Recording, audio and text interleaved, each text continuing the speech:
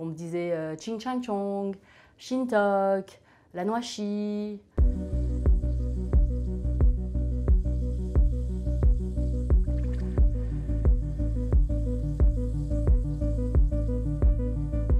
On m'a demandé si j'avais un vagin serré. Il est une idée reçue que les femmes asiatiques auraient un vagin plus serré que d'autres femmes. Ben, je ne sais pas.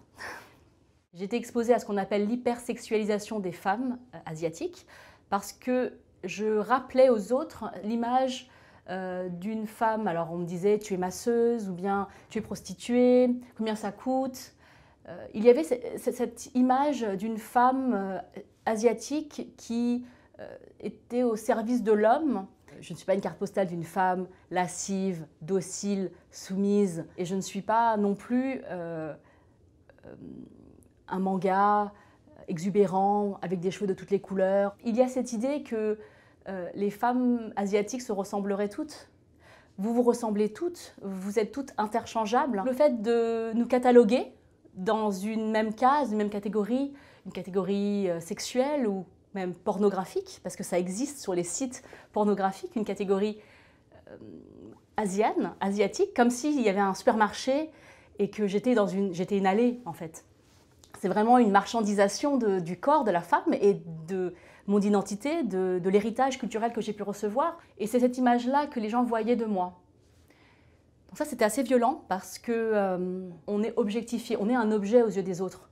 On ne nous voit pas comme une personne humaine avec des sentiments, des émotions, avec toute une gamme de ressentis, mais on est un objet sur un marché, le marché matrimonial, où on aurait une valeur, on nous attribue une valeur.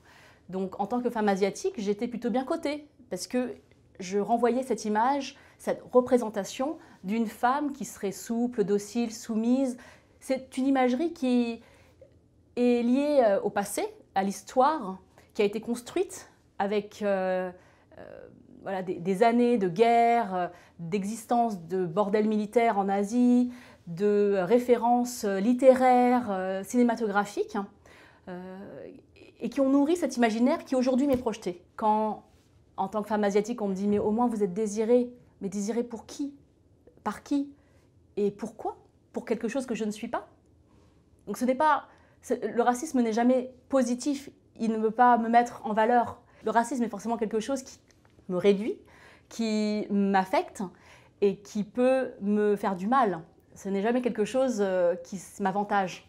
J'ai des enfants aujourd'hui qui sont dans une cour d'école, à qui on dit Ching Chang Chong, à qui on dit sale chinoise, à qui on dit Shinto. 30 ans après, rien n'a changé.